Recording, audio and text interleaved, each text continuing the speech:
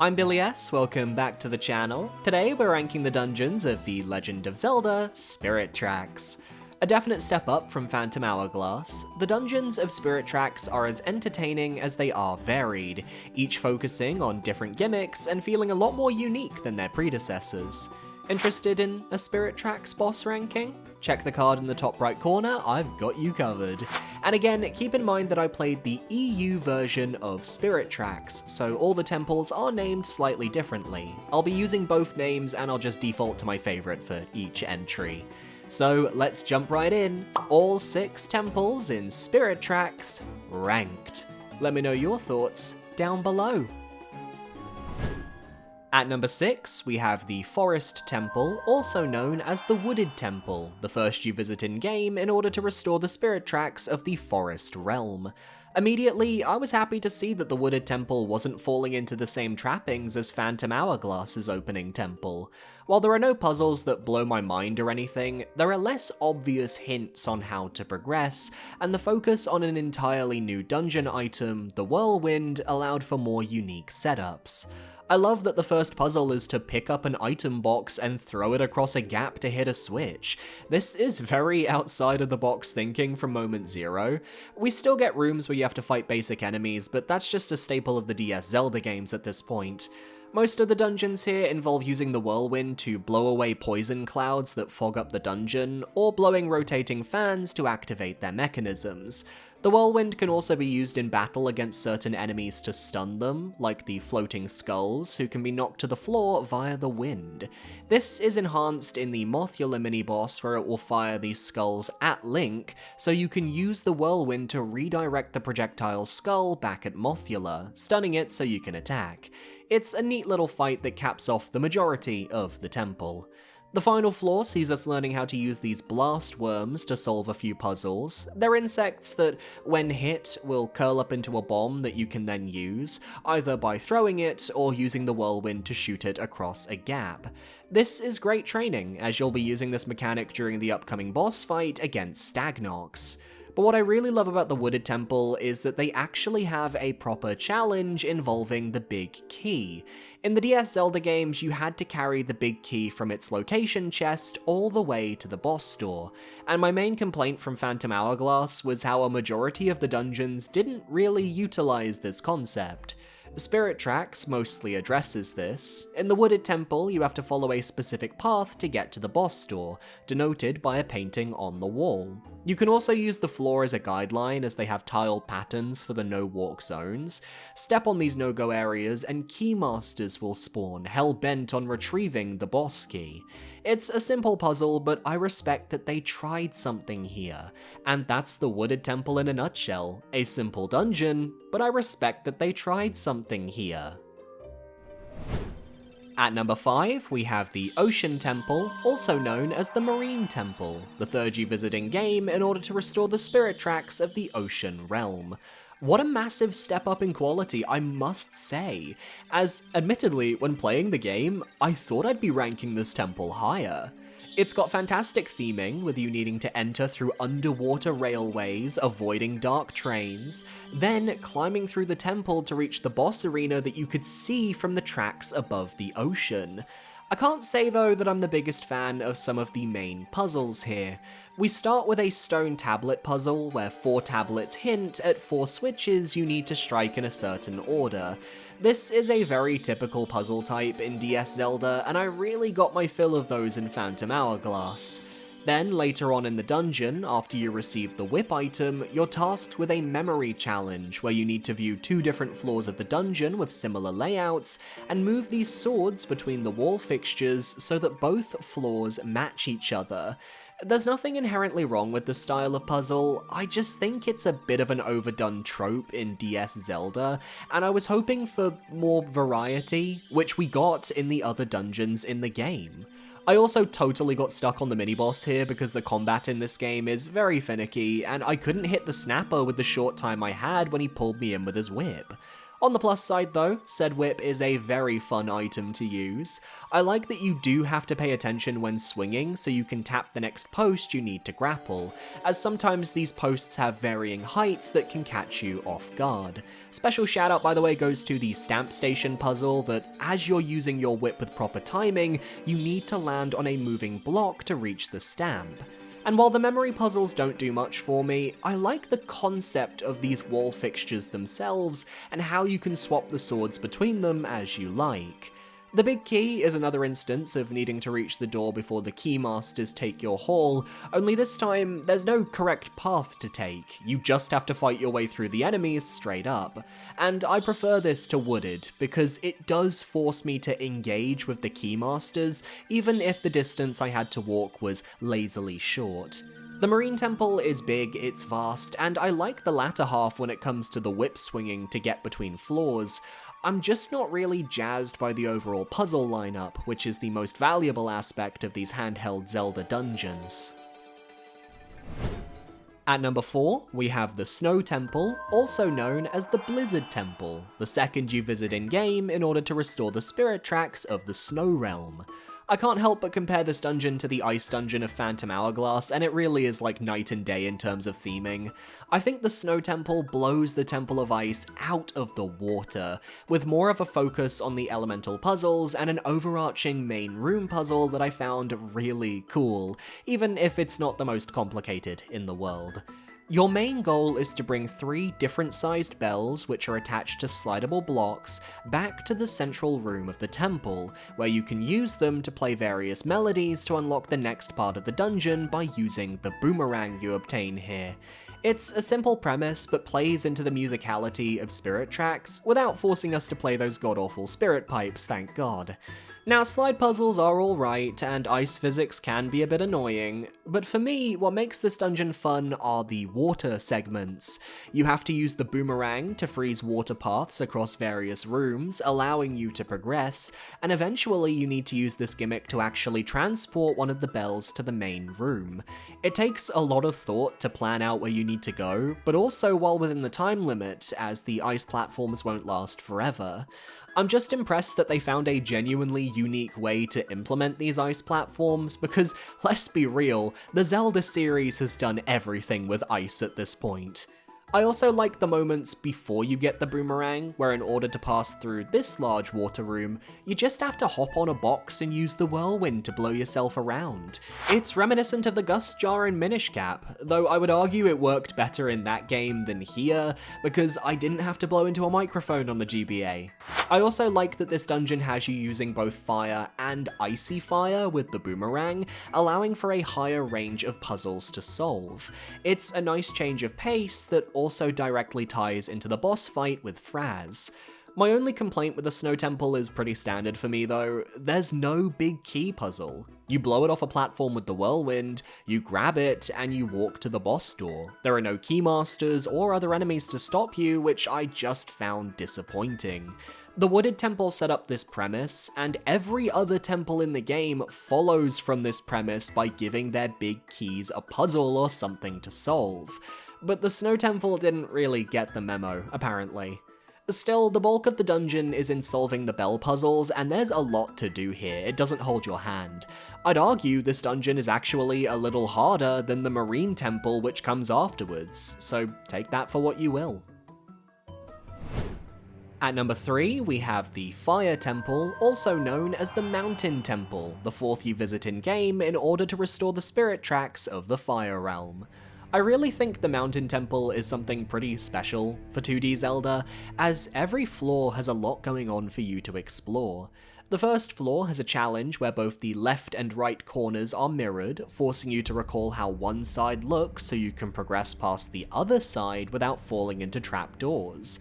There are more traps like spinning fire bars in rooms filled with spikes, forcing you to carefully navigate through them, encounters with Stalfos enemies who can be pretty annoying if you can't corner them, and there are some bladers later on that you have to avoid on tight platforming.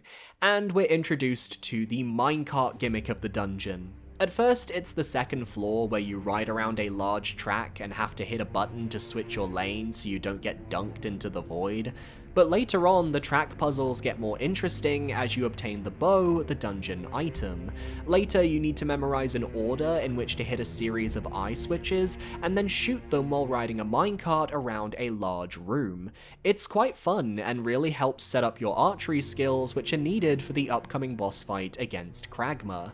Shout out to the Hetois mini-boss, by the way, who you have to bait into rolling into the electric winder enemies that line the walls of the arena.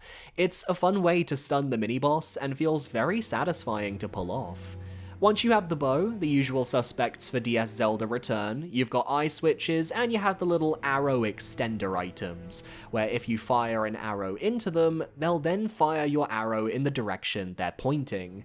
These items didn't get much use in Phantom Hourglass, but between the Mountain Temple and the Tower of Spirits, I think these items reach their full potential this time around. The standout moment of the dungeon though, and what really got it into the top 3, is the final big key room. Here you have to actively ride along a massive minecart rail with the big key, firing at specific switches you marked down prior to keep both your cart and the key cart on the right track, which will eventually drop you off at the boss door. This is actually high-level skill needed to navigate this puzzle, and it's a non-combat challenge which I really appreciate. A dungeon that caps off its challenge with a show-stopping puzzle is a dungeon that knows exactly what it's trying to be.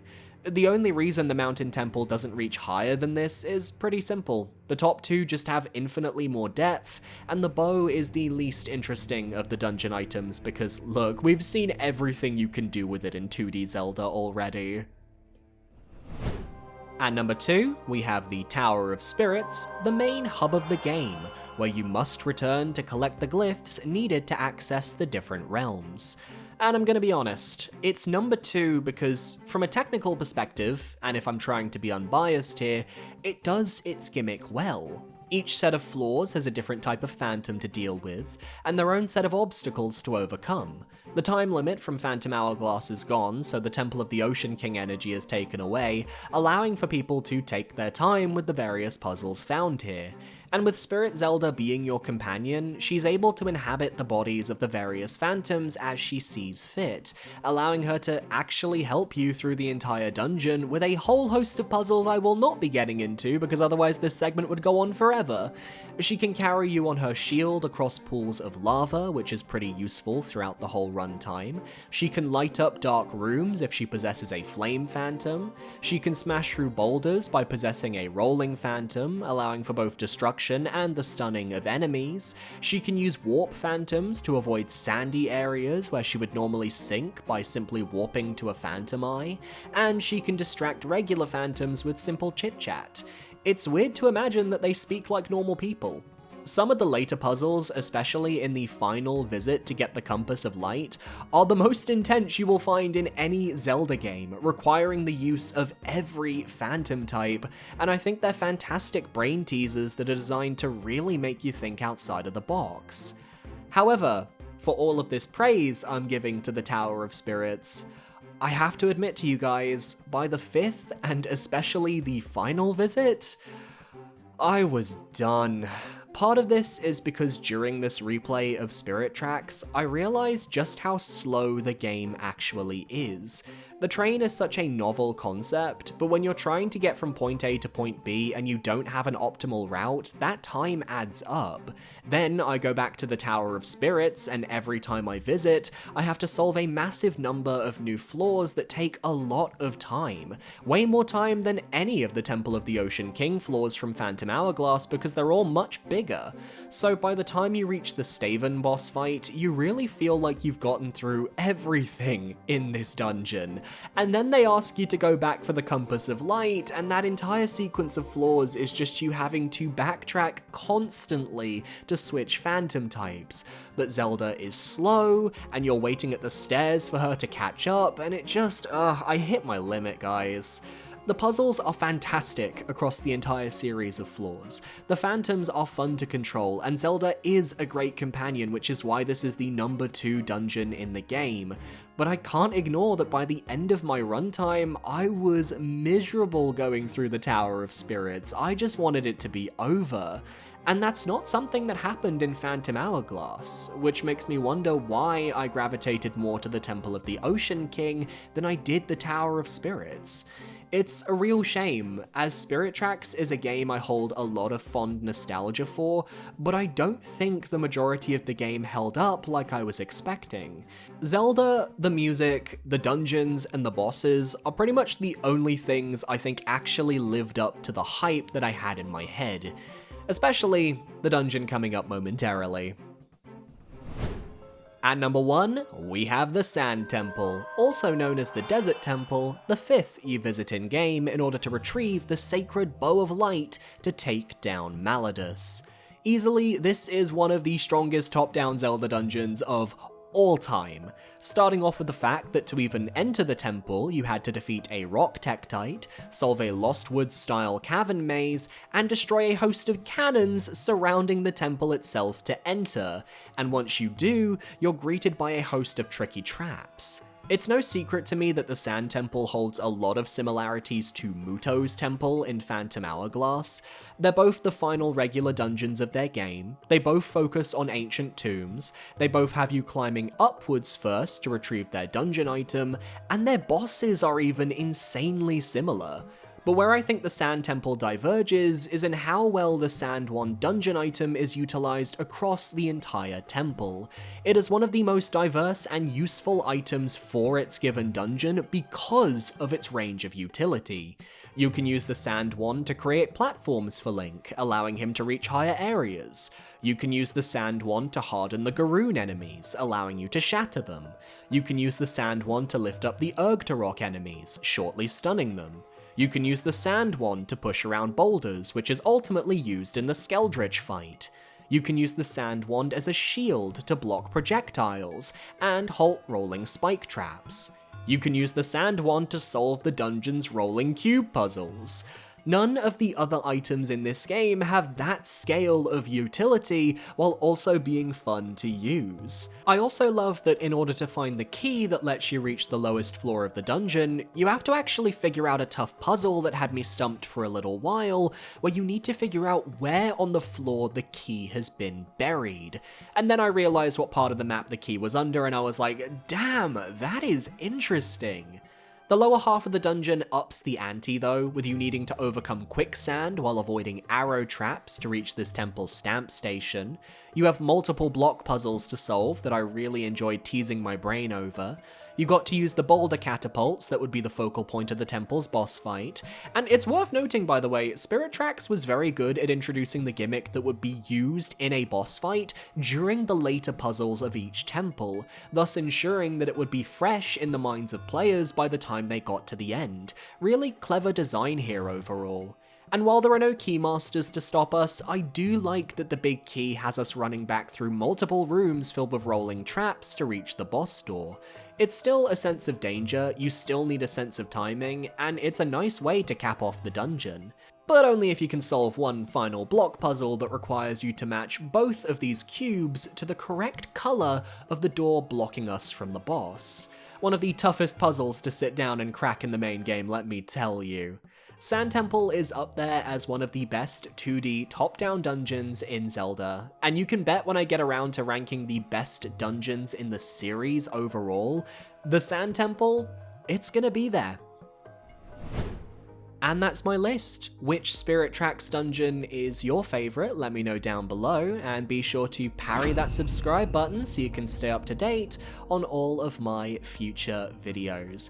Next time, we're going to be moving a little bit further to A Link Between Worlds, as I want to get all the handheld games out of the way first, and that way we get to end this series of Zelda rankings on Skyward Sword.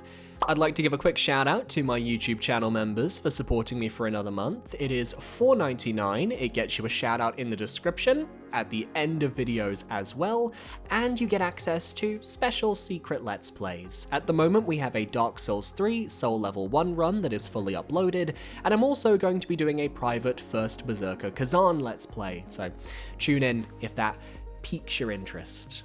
Thanks for watching, and I'll see you next time for another video. Adios!